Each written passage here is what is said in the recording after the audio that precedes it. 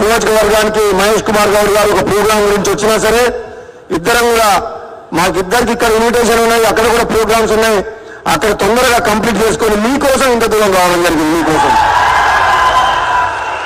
ఈ పంచాయతీ కార్యదర్శుల కోసం మీరు టిఆర్ఎస్ ప్రభుత్వంలో ఆనాడు కాంగ్రెస్ పార్టీ ఎమ్మెల్యేగా ఉన్నప్పుడు మీకు శాలరీ తక్కువ ఉందంటే 15,000 ఉందంటే అసెంబ్లీ సాక్షిగా పంచాయతీ కార్యదర్శిగా జీతాలు పెంచాలి అని చెప్పి గొంతు వినిపించిన మీ గొంతు ఆనాడు ఆ దెబ్బకు 15,000 నుంచి 20,700 చేసింది. అవునా కాదా?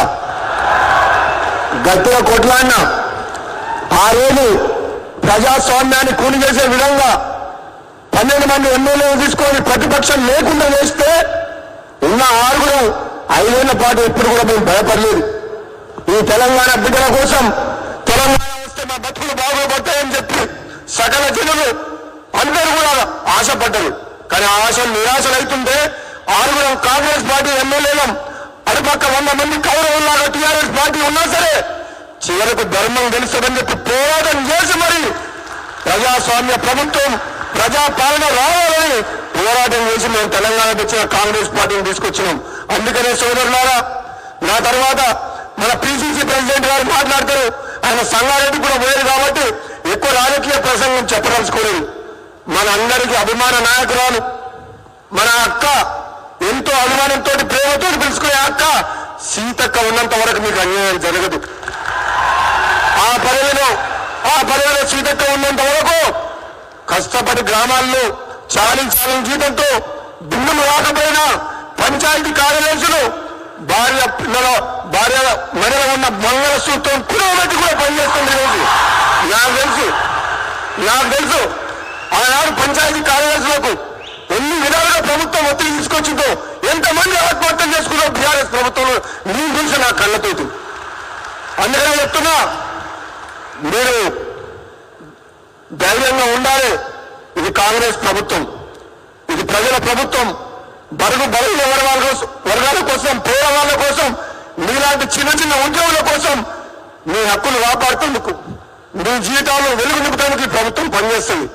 ఆలస్యమైనా మీ సమస్యలు ఏమున్నా సరే మన సీతక్క ఉంది కాబట్టి ముఖ్యమంత్రి రేవంత్ రెడ్డి గారి దృష్టికి తీసుకుపోయి తప్పకుండా మీ సమస్యలు పరిష్కారం చేస్తుంది. నేను కూడా మీ ఎమ్మడి ఉంటా. ఒక తెలంగాణ ఉద్యమకారునిగా ఆనాడు నేను మా పొన్నం ప్రభాకర్ గారి ఇద్దరం పార్లమెంట్ లో తెలంగాణ కోసం ఎన్ని కోట్లాడినాం. తెలంగాణ వస్తే మా బతుకులు బాగుపడతాయని చెప్పి లక్షల మంది, కోట్ల మంది ఇక్కడ ఎదురు చూస్తున్నామని చెప్పి మీ ఇద్దరు ఆనాడు కాంగ్రెస్ పార్టీలో ఉండి సోనియా గాంధీ కాంగ్రెస్ పార్టీ పంపించి తెలంగాణ వచ్చినాం. కానీ వచ్చిన తెలంగాణ ఆనాడు సీమాంధ్ర కాంట్రాక్టర్ దోపిడీకి ఎట్లయిందో గత 10 ఏళ్ళు కూడా ప్రాజెక్టుల మీద కమిషన్ తీసుకొని లక్షల కోట్లు తీసుకొని అదే ఆంధ్ర కాంట్రాక్టర్లకు ఒప్పచెప్పింది టీఆర్ఎస్ ప్రభుత్వం. కానీ ఈరోజు కాంగ్రెస్ ప్రభుత్వం అట్లా కాదు. అప్పులున్నా, బాధలున్నా, కష్టాలున్నా ఈ పేదలకు ఇచ్చిన మాట నిలబెట్టాలని చెప్పి, మీలాంటి ఆదుకోవాలని చెప్పి ఈ కాంగ్రెస్ ప్రభుత్వం పనిచేస్తుంది. మీ కష్టాలు తీరుస్తుంది, మీ బాధలు తీరుస్తుంది. కొన్ని సమస్యలు ఉన్నాయి. ఇప్పుడు సీతక్క చెప్పింది, నేను చెప్పాలని చెప్పొచ్చు. మీ అందరూ తెలిసి కొన్ని 2-3 సమస్యలు ఒక్కడే చెప్తాను. నేను 4 సంవత్సరాల సర్వీస్ కాలాన్ని పరిగణించాలని చెప్తున్నాను. తప్పకుండా ఈ ప్రభుత్వం మీద ముఖ్యమంత్రి గారు తీసుకుపోతాను. అదేవిధంగా ఓపీఎస్లను క్రమబద్ధీకరించాలని చెప్పి, నిజంగా ఇది జెన్యూన్ ఇష్యూ కాబట్టి తప్పకుండా కష్టపడుతుంది. స్పోర్ట్స్ కోటాలో పంచాయతీ కార్యదర్శులను క్రమబద్ధీకరించాలని చెప్తుంది. తప్పకుండా ఇది కూడా ప్రయత్నం చేస్తాం. ప్రమోషన్లు మరియు గ్రేడ్ల నిర్ధారణ చేయాలి. ఎందుకంటే పనిచేసే పనిచేయని వాళ్ళని ఒక దాంట్లో పెట్టొద్దు, సీనియర్లను జూనియర్లను ఒక దాంట్లో పెట్టొద్దు. కాబట్టి ఇది కూడా తప్పకుండా చేస్తాం. అదేవిధంగా నిర్దిష్ట జాబ్ చార్ట్ మరియు క్యాడర్ అంటే టైమింగ్స్ అంతేనా? ఉదయం ఆఫీస్కు ఎవరు పెట్టింది లోను, ఎవరు పెట్టింది యాప్?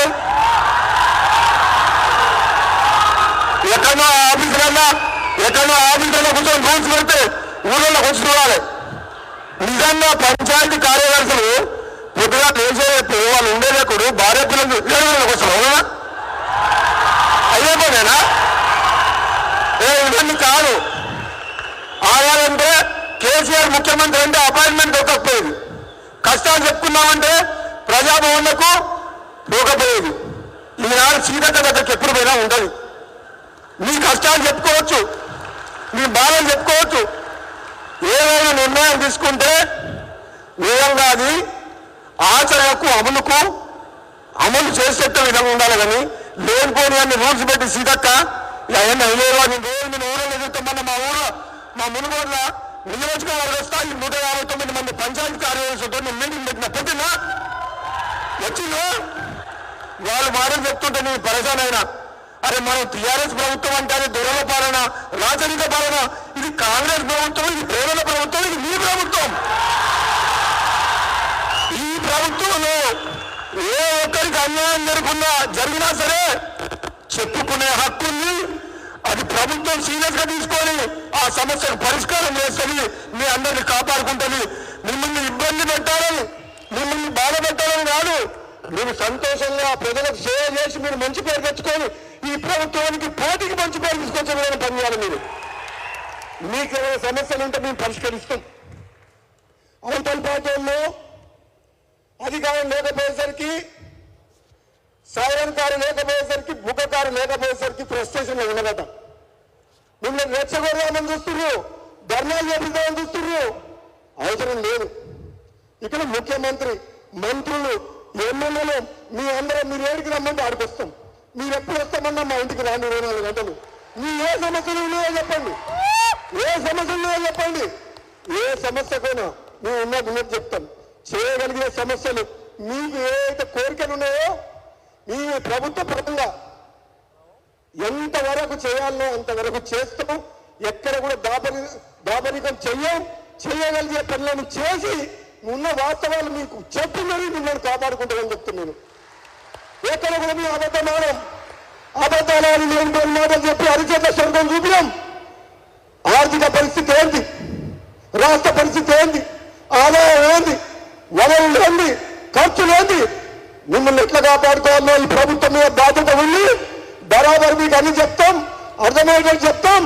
మీరు అందరం కలిసి ప్రజలకు సేవ చేద్దాం.